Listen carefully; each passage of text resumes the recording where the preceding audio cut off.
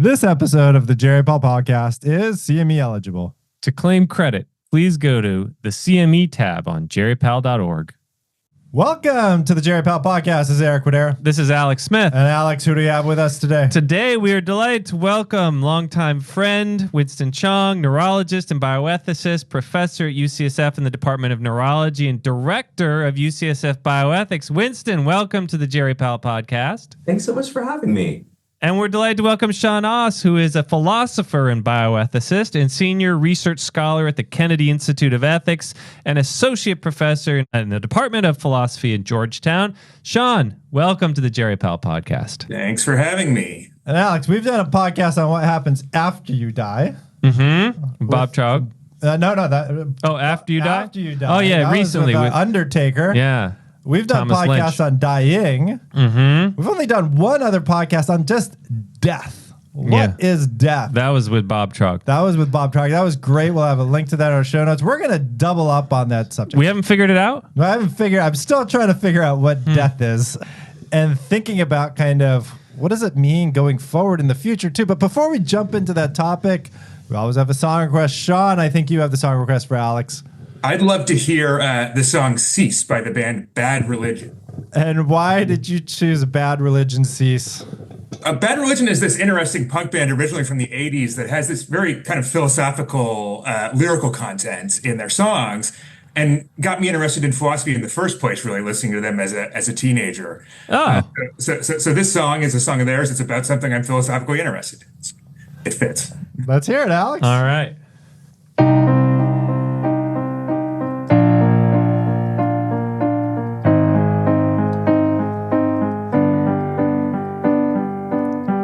Blacktop pavement, cover me like a chemical reaction or a steamroller spreading randomly. There's a distant buzz and low frequency. It tickles my ears, rustles under my feet, and it takes the leaves off of every tree violently. What pretension, everlasting peace. Everything must cease. Well done. Thank you. Everything must cease. Great. That's a fun one. Thanks, Sean. I see the connection between the topic and the song. So, Sean, is there anything besides Bad Religion that got you interested in going down this pathway about thinking about kind of how we define death? And just to let our listeners know is that Sean just published a great paper. What journal was it in again? The Journal of Medicine and Philosophy. Journal of Medicine and Philosophy about the topic that we're going to be talking about. We'll have links to that in our show notes. So, Sean, what got you interested in this? Yeah, so, I'm a philosopher and in particular a bioethicist and philosopher of medicine. And my kind of niche within that, I guess I have a couple of overlapping niches, but I'm especially interested in how to define some of the kind of central concepts in medicine, or whether and in what way we might think about defining them. So I'm interested in, for instance, in the boundaries of the human body, what counts as being healthy or unhealthy, what it means for something to be a disease, right? So these are the kind of classic questions of what people sometimes call philosophy of medicine as a kind of overlapping subject matter with bioethics. So that comes together with the longstanding interest in a tradition in political philosophy, the philosophy of how we should justify laws and state and, governments, which really emphasizes the importance in a pluralistic society of having ways of talking about the things that matter to our common life, which are justifiable to people from a wide range of different points of view, different religious and philosophical points of view. So some of your listeners, if they took some philosophy classes, may have read the work of the philosopher John Rawls. This way of coping with pluralism is a tradition that he really extended and pioneered and was deeply influential, and a lot of my work is kind of in that vein. And can I ask you, when did you, I love these topics too, because even how do we define, what is a diagnosis? It's coming up very much right now. We've had plenty of talks about this with Alzheimer's and amyloid. What is on? Okay. So I love this. For you, like, when was the first time you thought, death? Like, because it's like you walk down a path in the woods and you see like a dead bird, like that looks dead. Like, you don't think twice about it. When did you start thinking twice about death? Well, I mean, there's the kind of thinking twice about death you do, when you wake up at 3 a.m. in the morning. I had a dream when I was 6 where I died, and it wasn't realistic because I was, being dead was just kind of like having my eyes closed, and I was scared of the dark. So, but it is the kind of thing. The kind of kid who becomes a philosopher is the kind of kid who maybe thinks a little bit about. Is that true, Winston? Maybe morbidly.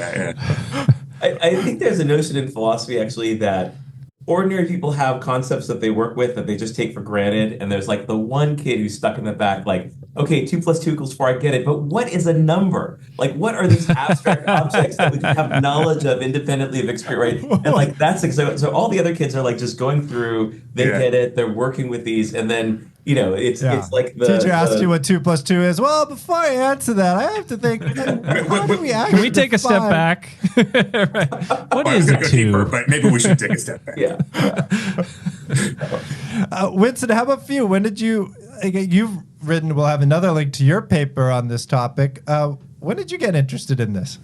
Well, this was quite a while ago. So this is a fun conversation because it takes me back to some questions that I haven't really been engaging with that deeply for a while.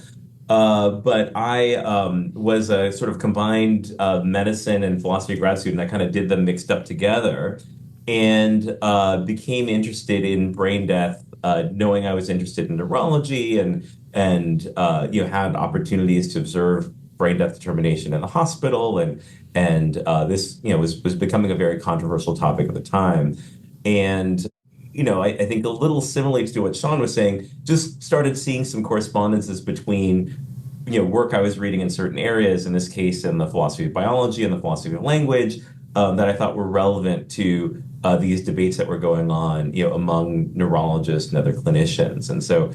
I was sort of excited, I think, as somebody who was doing this split training, to see this connection between this really abstract work I was doing in my courses and, knowing that there were, even then and continuing now, these really active controversies among neurologists, so Alan Schumann and Jim Burnett being two very prominent ones in neurology, and, both of whom I actually got to meet around then and got to talk with. And So picking up a little bit on that, Winston, to give my kind of real answer, right? Or, my answer that brings us a little bit closer to the present than my childhood. I was reading that same literature, and in particular, reading the two presidential commission or council reports that were commissioned. The first one, which was very influential on the writing of the law that was released in 1981, and then another, which was released under the Bush administration by a council with a different sort of philosophical bent and worldview, which still managed to come to the same conclusion in support of a brain-based definition death. And in reading those reports and that literature, it seemed to me that what was going on is that public policy was being made by reference to very deep philosophical disputes about issues like, what does it mean for something to be alive? What does it mean for a person to leave the world? Right? What happens next? Right? What kind of thing marks the transition from this world and the next world, if there is one? And the concern from the political philosophy tradition about pluralism is that those are paradigm things that we should try to avoid in politics. We should try to make decisions based on things that we can all agree about, or at least all agree are relevant or important, and not have to go to things which we can never expect others to agree with us about, like what it means to be alive. So that same literature, spurred my thinking about it in the line of thinking that led to the paper. And I know we're going to get into a deeper dive into what you proposed, Sean, and hear Winston's thoughts about it. Before we do, I just want to acknowledge for our listeners who are mostly clinicians, like who are the interested parties here? And I think maybe we could list them all. Patients' families want to know whether their loved one has died, right? Like, that's one key interested party. Doctors want to know whether the patient has died. And one of the principal driving factors behind doctors wanting to know whether the patient has died I think we need to acknowledge is harvesting organs for transplant. And this comes up in both of your papers. When is it okay to harvest organs from a patient?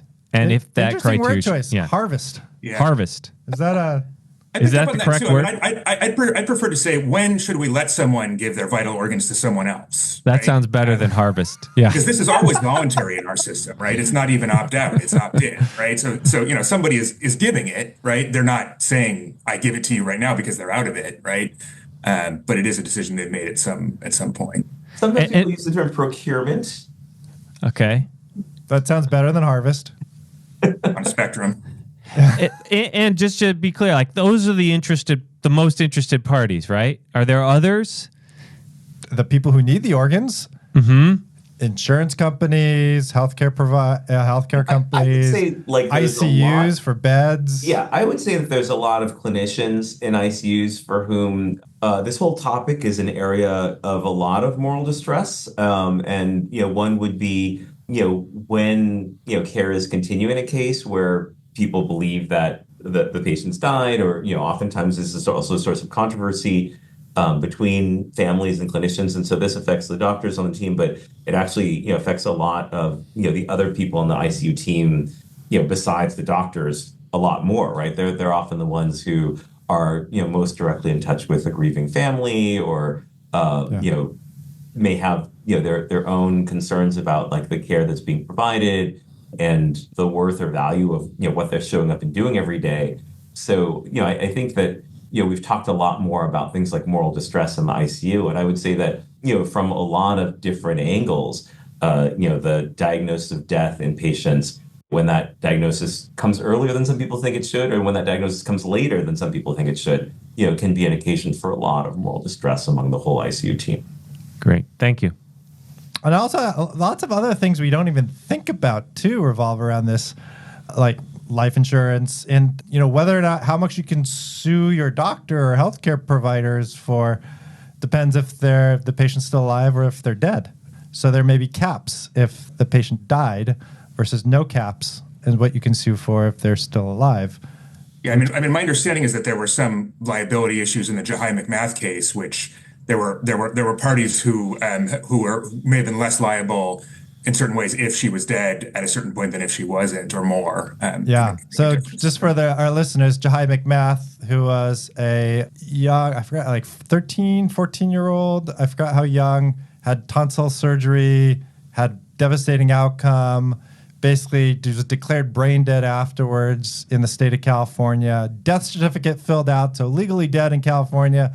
Family moved to New Jersey, where she was kind of alive despite having a death certificate for another 4 years, and then died 4 years later after being actually home on a ventilator for a while too. We talk more about that with the Bob Troug podcast, so if you want to listen to more about that, feel free to listen to that podcast as well. But it did bring up some interesting questions, like the lawsuit would be significantly much more money if she was still alive versus dead, but she actually was technically dead in the state of California because she had a death certificate despite being alive, which was very confusing. Which brings down to this question. This is all very confusing, and potentially it's just going to get more confusing in the future as our technologies continue to change and improve. What do you think about that, Winston?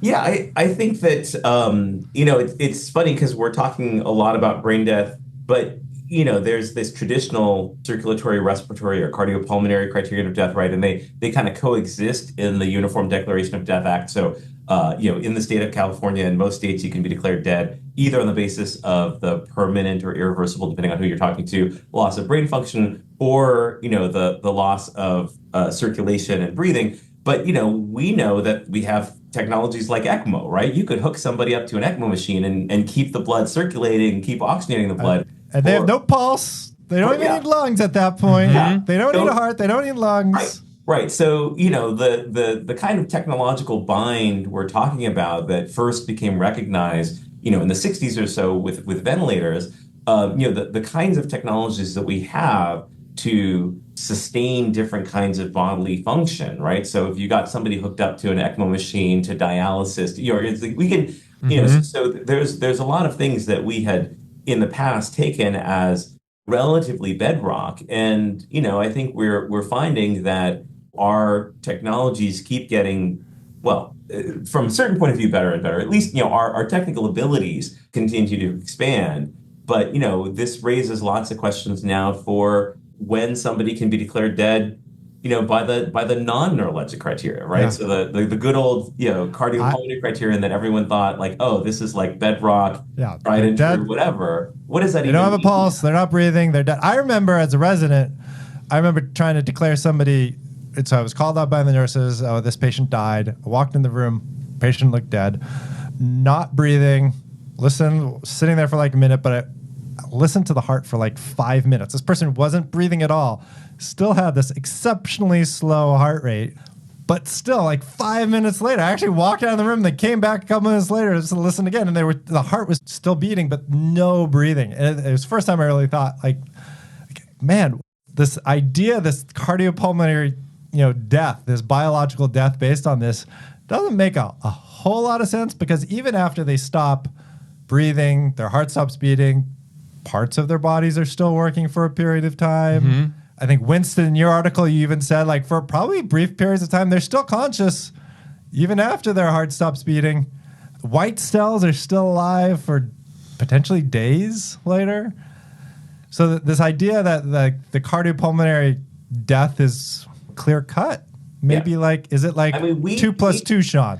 We transplant hearts and lungs out of people who are declared dead on the basis of lost cardiopulmonary function, right? So these different tissues and organs, again, with more technology and so forth, there's certain things that get conceptually really strange about all this stuff, right? And brain death is part of it, but I think we're partly telling a story about how we have these increasing technological abilities to push beyond what we would have previously seen as very clear limits, and then it makes it very difficult to know how to apply these notions that we've kind of grown up and trained in. Yeah, I know we want to get to Sean, who's going to help us get out of this in a moment. And just not to put too fine a point to it, articles in New England Journal this week about people in persistent vegetative state who were able to accomplish some sort of tasks. Winston could probably tell us what they were if we want to go that direction, although we probably have another podcast about this specifically. And so, the history of what is death has been reactionary. As our technology has advanced, we keep shifting our definition. Sean, are we talking about the right things when we're talking about death? Yeah, so I mean, one thing that I take from Winston's great paper, which I consulted in writing mine and cited, although maybe not as frequently as I should have, is this idea that a lot of these terms, and I think this is a philosophical perspective that Winston and I are both sympathetic to. A lot of these central terms, death, other ones I was talking about, life, body, disease, they don't kind of come with perfectly precise meanings, right? They're used in different ways, and there are different kinds of clusters of concepts, definitions that guide those different kinds of usages, right? So sometimes when we talk about death, what we have in mind, when we talk about life and death, what we have in mind is a concept that applies from, at least the smallest bacterium, viruses are a hard case, as Winston points out, but, to a human being, and maybe even to things bigger than organisms, like ecosystems or something like that, right? And this is a kind of biological concept. It's like there is this thing, right? Life, this other thing, organism, right? Organisms can have this property of being living or not, right? And on this way of thinking about death, of talking about death, this way, as I would put it, using the term, when we talk about death, we're trying to figure out, for the case we often care most about, namely human beings, where that kind of line in the world is, right, between living human organisms and non-living human organisms. And I think that's the paradigm that's implicitly guided much of the discussion about this, right? So what the presidential councils did is they said, we have these really pressing practical issues because of these new technologies that we've come up with and started using. Let's call the philosophers, right? So the Carter administration called some secular liberal philosophers. The Bush administration called some Catholic philosophers. They called different philosophers, but they called the philosophers, right? And they had them have an argument about these kind of deep philosophical, intersections that concepts of the intersection of philosophy and biology, philosophy of science, and said, what is life, and tell us what that means for human beings. So I think that's how it's been discussed. And, as you all who read my paper know, I'm not sure that's the right way to discuss it, but I think that's been the framework. Let me ask you a question before we go into thinking about a different framework. Is there a way to biologically define death of let's say, an organism? I guess from an organism perspective, whether it's a human, a cat, an amoeba, is there a way to do that, or is that more of a philosophical question?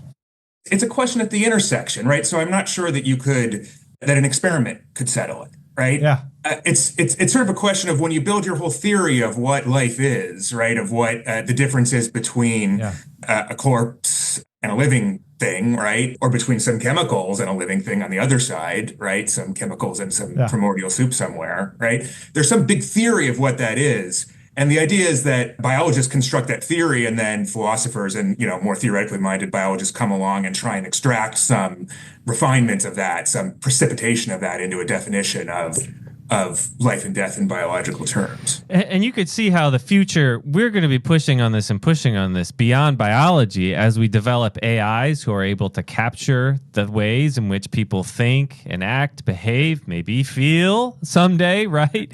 Is that a continuation of the person that's deserving of, well, I don't want to undercut Sean here. Sean, help us out. How do we get out of it? I love that you brought that up. I wasn't sure how space age to get here, but one reason to be concerned about that biological paradigm, it's not the reason that I emphasize in the paper, but since you mentioned it, is that I don't think I know whether you have to be alive to be conscious, right? So there are philosophers, science fiction writers, TV shows, movies you may have seen where a person uploads themselves into a computer, right? So there's some procedure by which I think there's a show called Upload, which is all premised on this. Maybe some of your listeners, viewers have come across this in fiction, if not in philosophy, right? So you might think that you would survive into that digital afterlife, that would still be you, and that you could die in it somehow, right? If the program were shut off, right? And so you'd want, if you wanted to accommodate that kind of thinking, you'd want some idea of death which isn't fundamentally tied to this kind of wet stuff here. Yeah. Can I just recommend for our listeners the Bobiverse series, terrific science fiction series about this person who's uploaded to a computer and lives on in the future and helps save the universe. Okay. Winston, you were going to say something? Oh, I was going to say, about whether or not these things are scientific questions or philosophical questions.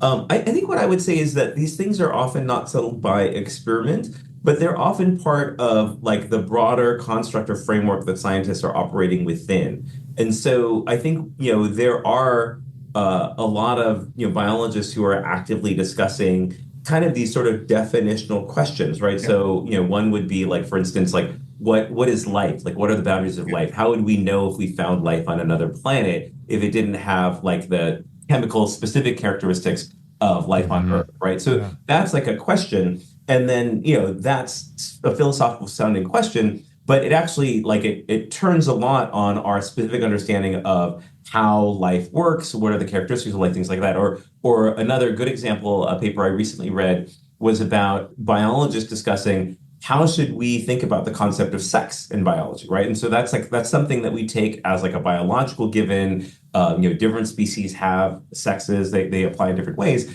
So in some sense, it's a conceptual question. It stands a little bit behind, there's no one experiment that you could run that would settle this question. But we can talk about how different ways of answering that question better cohere with the science that we have, or make better sense of the scientific findings that we have. And so those are things that it is a little bit blurry in terms of they're not empirical questions we could do an experiment today that would settle it.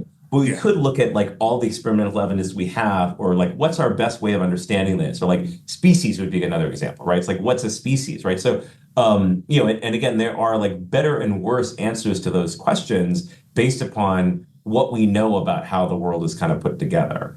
So I think in that way, it's not just a philosophical question. It's not just something for people to debate about in the armchair, because a lot of it does depend a little bit on, again, what makes the best sense of all of these observations that we've accumulated, in these different sciences.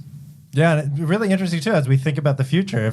Imagine you can print organs. That's where we ended the Bob Troug podcast, right? Yeah, what's going to happen to the need to declare death at this point if we can all of a sudden grow organs in the lab? The urgency is much reduced. Well, it's interesting. So if my heart goes bad, I can print out a new heart. Did I die because I got a new heart? No. If kidneys, print a new. Am I dead? No. Brain. What if my brain dies? And I print out a new brain and I put that in, or take Alex's and put it in my brain. Uh-oh. Did you got to do the song.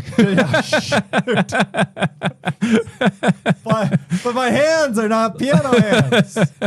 Did I die? Is Alex still living because his brain is in me? Wait, okay. Have we gone too far afield, listeners? They're like, wait, I thought Sean was going to help us out of this. Sean, we were going to get away from the biology to the philosophy. I'm in this rabbit hole now, Sean. Like, what the heck? What How should I be thinking? I could fall you into the rabbit hole. I can Help me out of the rabbit hole. The philosopher David Chalmers, who's written a lot about this idea of uploading, and he talks about the idea of how would you digitize your brain, and he thinks it's important that you do it bit by bit, right?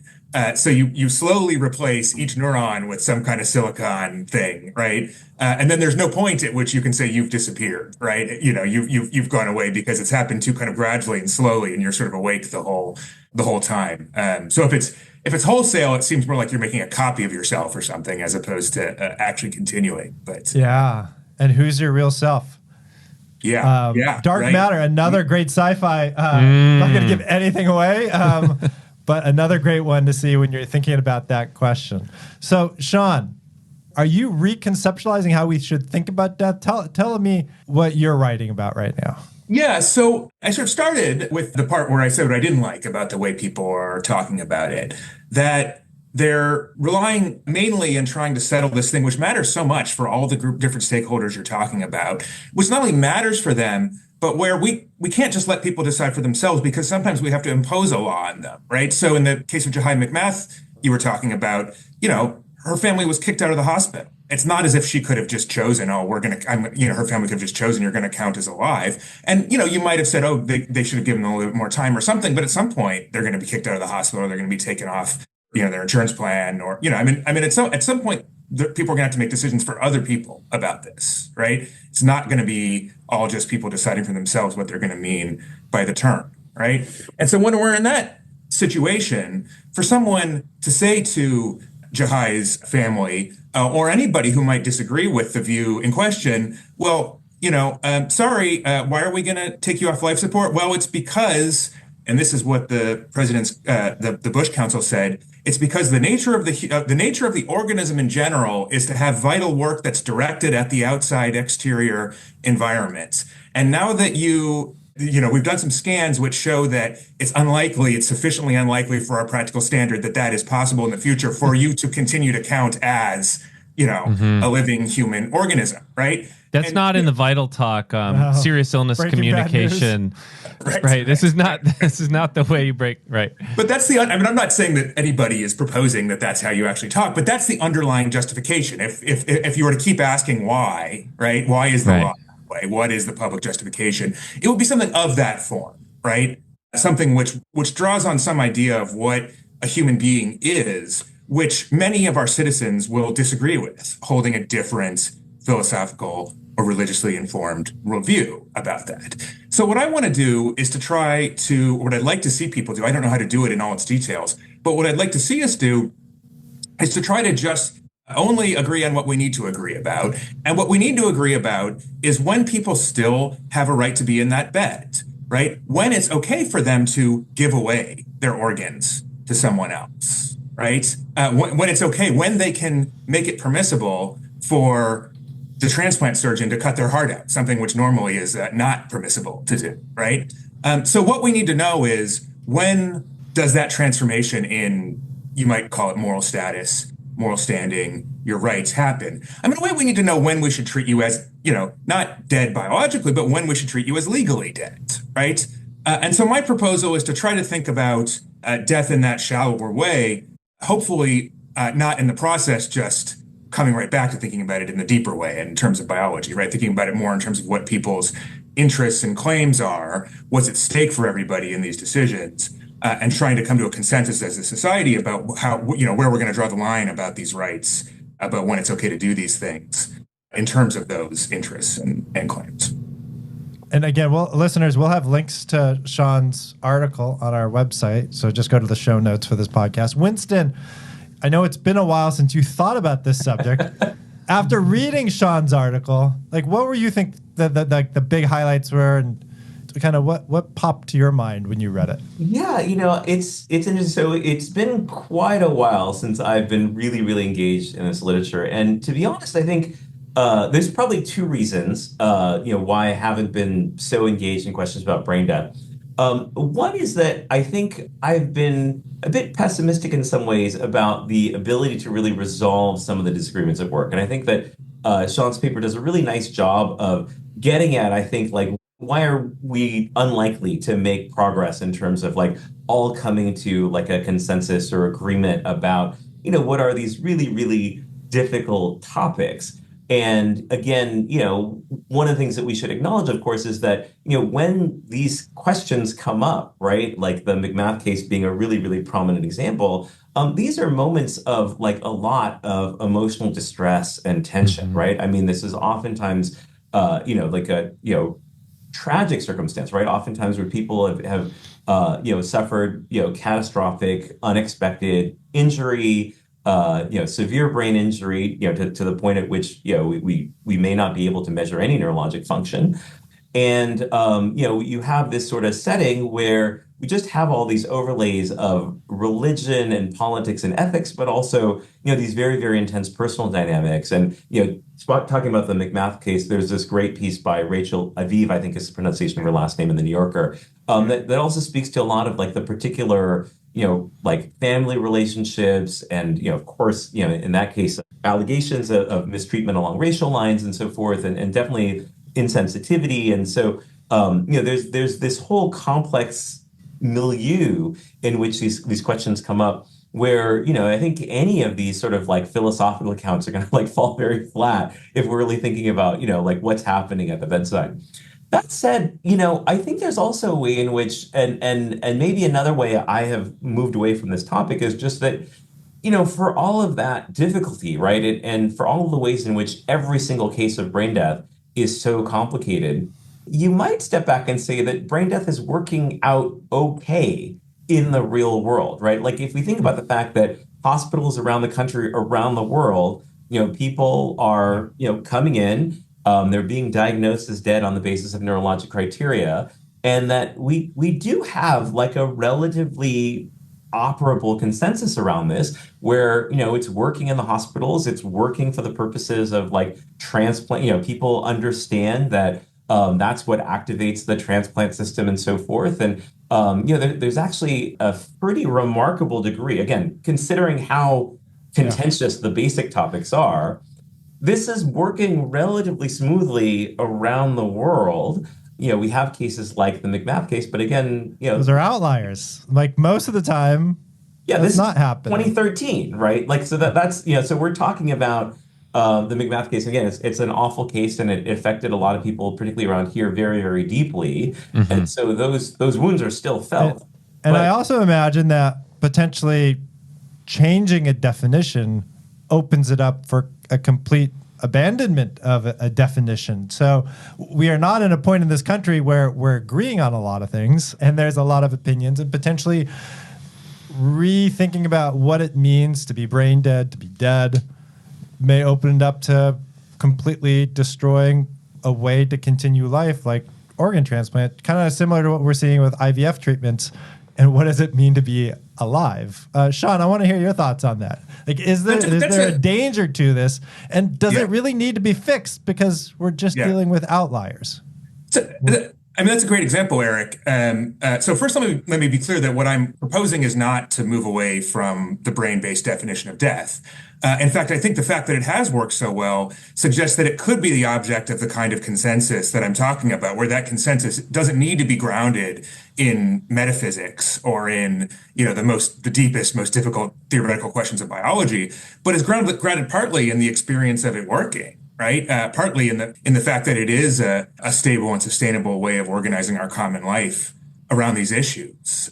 My advice, and maybe I'm on the wrong podcast, maybe I should be on a podcast for lawyers or policymakers. My advice is more to the presidential councils and commissions, in that in articulating why this is the right kind of standard, in finding our deeper underlying justification for the law, we should leave out the kinds of philosophy which someone could reasonably disagree with as a basis for lawmaking.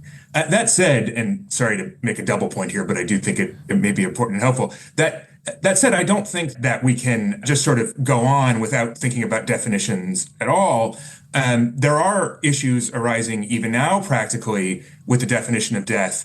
So some of you may be familiar, some of your listeners may be sufficiently familiar to correct my interpretation of the acronym, but there's something called DCD-NORP. That's Declaration of Cardiac Death followed by normothermic regional perfusion.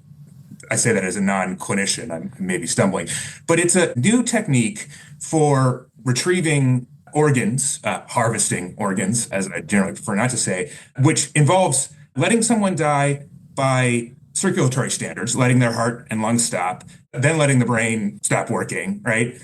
Giving enough time that you expect the brain to stop working, then closing off the artery to the brain, then restarting the heart and lungs, right, to perfuse the organs, while at the same time clipping off the brain so that the brain doesn't restart, right? And the justification for this involves using two different definitions of death at once, right? So they don't have irreversible loss of heart and lung functioning after you've restarted the heart and lungs, obviously, or even permanent loss, right? So there are people who are very concerned about this. There's disagreement within there's some medical associations are against this, some are in favor, right? And the tenability of this practice and the debate over it is going to turn on how we define death. We can't just go on without having this conversation because the conversation is instigated by things that are happening and developing as we continue to develop technology. I guess one question which was brought up by Bob in our last podcast on this, we keep on talking about technology that will make this more challenging.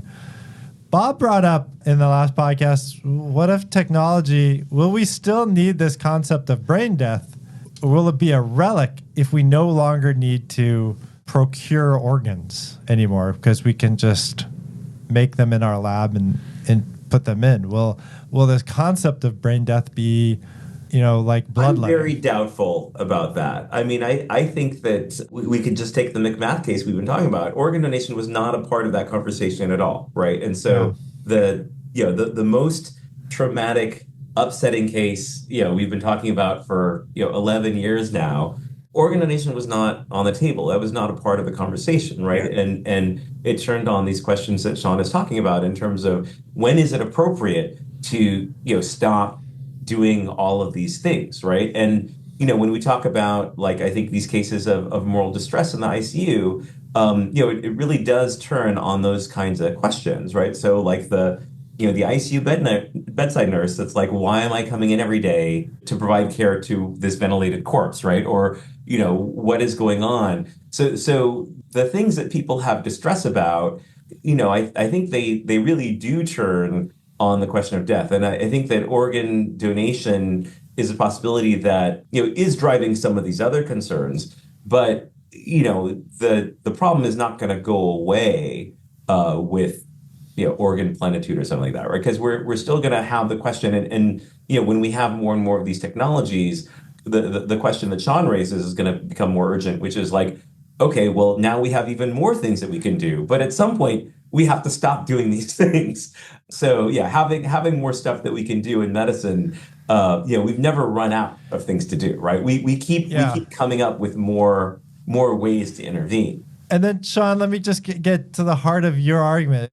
Explain your argument one more time for me because I'm going to mess it up. So you get, it's not just that you lose something when you die, you also get something, right? Yeah. So So what you lose is you don't get the bed anymore. What you gain is you can give your organs away, right? Among other things, right? So the question is, when do we want to switch things around in that way? When do we want to change the way that we think about what we're going to let you do with your body, right? What we're going to do for and let you do with your body? When do we change that around, right?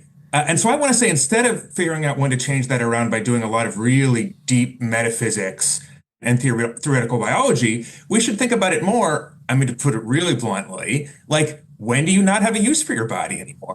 When is it no good to you, right? Well, when it's no good to you, we don't have to support it and you can give it away, right? And so that turns the question to this more practical question of how do we think about in which ways our bodies are useful for us and what claims that imposes on other people.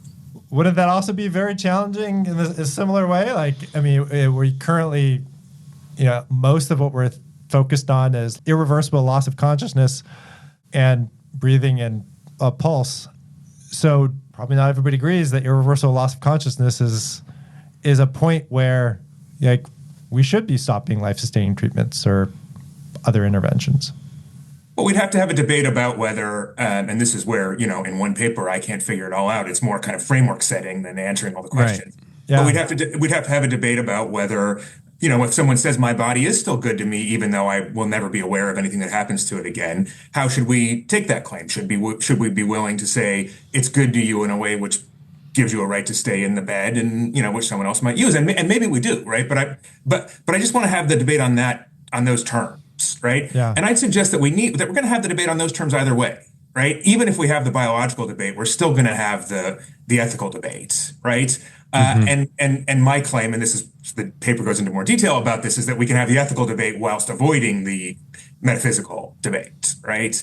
So I'm not saying it's going to be easy, just that it's going to be easier, right? Because we're only going to have to do one of the two things that the other guy wants, the other side wants to do. Winston, any last thoughts on that? Well, I mentioned a kind of pessimism I have about the conceptual state of play, and again, it's not so much of a worry about practice. It's really more about, are these disagreements going to go away? And I guess, I think, as I said before, I really like how Sean in his paper gets at what is making so difficult. But I guess I'm not sure I'm less pessimistic after reading Sean's paper about his project. And to a certain extent, he asked the question about, well, instead of answering this biological or maybe metaphysical question about, what is death, we can ask this question about, when are these kind of like death behaviors or when's this change in status appropriate? But, I think my suspicion is that in most cases, people are going to say, well, it's appropriate when I'm dead. So, I guess I wonder a little bit about, I think in most of these cases, what we argue about when we're arguing about death is when somebody's dead. And the substance of the disagreement, let's say, in the McMath case or other cases, is a disagreement about the substantive matter, right? And it is whether or not we should believe the experts. And I think that Sean makes some really sensitive points about, well, it's really tough to, like, if somebody doesn't agree with the experts, to force them to go along with what the experts say. But again, the substance of the disagreement is about that they think the experts are wrong, not about like whether it's Jahai case. It was like she's still thinking, she's still acknowledging us, she's still there, she's moving when we're talking to her, acknowledging that consciousness was still important for the McMath family when they're thinking about she's not dead. Right. Okay, real quick, I know we're out of time. We're out of time. If you had a magic wand, Okay. what would you do next? Winston, would you do anything or just say, you know what? This is good enough, folks. Let's just not rock the boat. No, I think that, like Sean is saying, these questions are going to keep coming up for us, right? And so we're going to need to keep addressing them, and we're not going to be able to avoid them. So I wasn't saying, like, we shouldn't talk about it. I was just saying more like I haven't been super motivated to write about this topic in part because I'm not seeing like a way out of it or a problem to fix. But I'm all in favor of other people doing it, and at some point I may wind up jumping back in. But I think that I might spin the question out from just death and just say that, again, these kinds of questions are coming up for us all the time with advances in medical technology. And so, Alex was referencing, really these two exciting new papers in the New England Journal of Medicine, one on communication, one on disorders of consciousness. And I think to some extent, it just goes to show that we're not going to be able to avoid some really, really difficult questions. And I think we're going to need to think about questions like the ones that Sean is raising about, what are the tools we have available to deal with these questions as they come up? And, in some cases, can we ask like a relatively restricted legal or political question? Or in some cases, are we just going to have to dive in and do the deep biology or philosophy thing? And, we're not going to be able to hide from these questions for sure. All right, real quick, Sean, I know we're out of time. How would you use that magic wand? Yeah, I mean, I think we have to solve all our social ills to solve this one in certain ways, right? So, our big problem that you alluded to earlier of not having a kind of common political culture in which we can discuss things like this at all, right? So if we had a better idea of how we can come together to address the kinds of political and legal questions that I think we should try to rest ourselves, rest our thinking. Well, let me ask you this. What do you want people to do with your paper? Well, I hope they read it and decide for themselves and maybe tell me what's wrong with it so I can. And third presidential committee? Yeah, I mean, there's something, an American Bar Association committee, but yeah, maybe there needs to be a presidential one because I do think that there needs to be the kind of deeper and broader thinking that brings to it as opposed to a purely technical or legal discussion. Well, as everything must cease, so does this podcast. But before we do, I think we have a little bit more.